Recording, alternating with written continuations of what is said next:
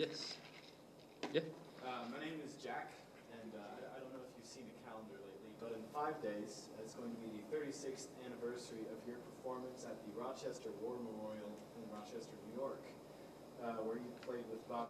Yeah, up there. So, T-Bone, it makes sense when you're talking about using the highest quality technology and environment to do the recordings, but how do you make it sustainable for the artist to continue doing so? Because it's one thing to put top-notch effort into the delivery side, but then it's another thing when the audience is still on iTunes or Amazon or getting things on the digital technology for free or for really cheap. So does this mean that the business model needs to be where they practically give the music away and then No,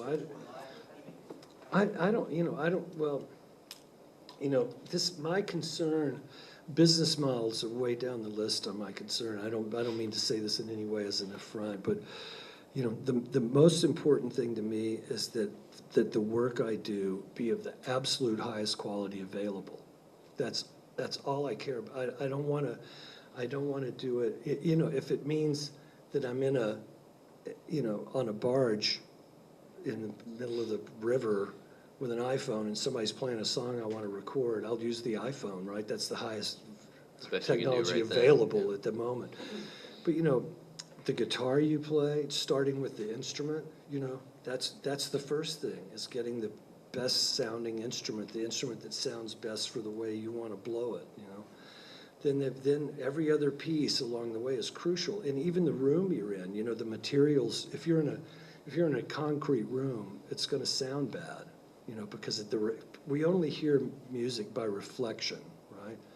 We only hear reflected sound like bats. If you've ever gone into an anechoic chamber, you walk in and your inner ear, within 15 seconds, your inner ear will become disoriented and you'll fall down. When you walk into an anechoic chamber, you have to sit down immediately, because we measure where we are in space by the reflections, the sonic reflections around us. That's how we stay upright, So even those things, even the wall, what's on the walls, what's on the floor, all of those things should need to be paid tremendous attention to if you're really going to make a serious archival recording. If you're saying something, if you want to drive a nail all the way into the wall, if you want to put something on the wall of the cave that's going to be there in 5,000 years, and admittedly, there's a great deal of egoism involved in that. But if you want to do that, then you have to be serious about it. It's not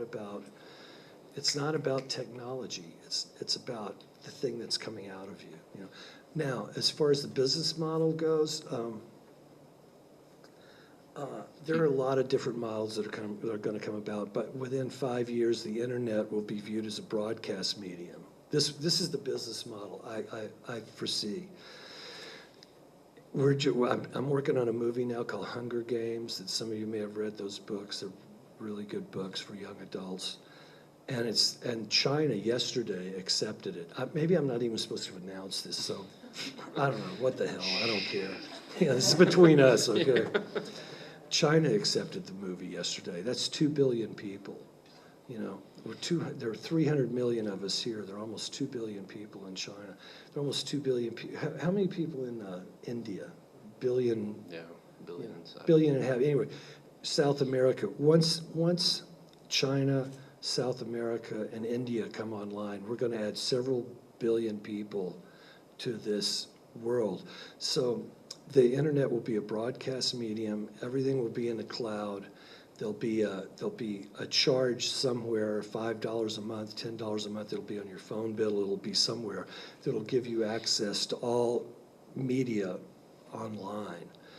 And but that $5 a month, you multiply that times all the people in China and India and Brazil. There's going to be a huge pool that a organization, a rights organization like ASCAP, will collect and then distribute according to whatever formula they arrive at.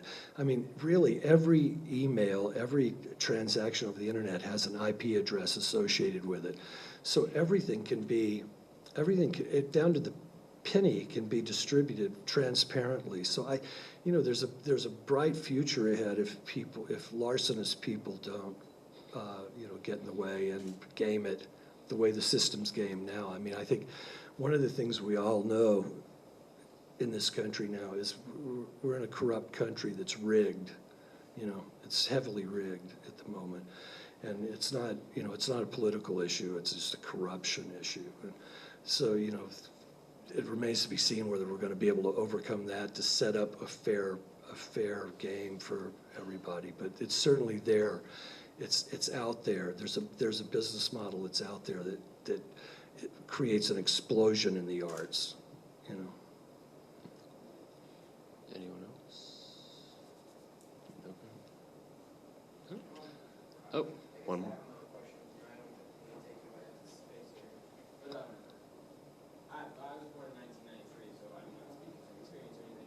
But in the 20s, when the music scene really exploded in America and such, we saw the rise of blues and jazz and such. And then the 50s and 60s, we saw the rock, but like the rock era, where everyone goes back. And well, now like we see a lot of electronic, like a lot of back from where the 70s with one made up, I think of Pink Floyd, where it was a lot of electronic space rock age, such like that. So I guess my main question is, where do you think we're heading now? Do you see a major change appearing in the way we write music? Do you see? Yeah, I mean, that's going to keep changing, definitely. And, I don't want to say, there's a lot of great electronic music, too, So, it's, I don't know where it's going to go. The artists are going to determine that, You guys are going to figure that out and do it with a vengeance. That's all I beg you, Do it with your whole hearts. And do it not with no. My recommendation really is to do it with no commercial considerations whatsoever. Do it with only one consideration, making something that you can put right on the top of the pyramid. Something that's going to stay there. That's got to be the goal. The goal has got to be to say something that's you're going to ring a bell that's going to stay rung. That's got to be our goal. And whatever tools we use to do that. John Fleming, my great friend from here, a great artist from Fort Worth, used to say all people make with any tool these days is money. Whether it's a guitar, they're just using the guitar to make money. Well, that's not the right use for a guitar. It can come as a byproduct of doing it great, and hopefully, everything I'm doing with my life now is to try to set up a future for you all where you can play music and thrive. That's what I want to see happen. All right. I think that's a good note to end on. Let's do All it. right. Thank you, T-Bone. Thank you. Thanks so much, y'all.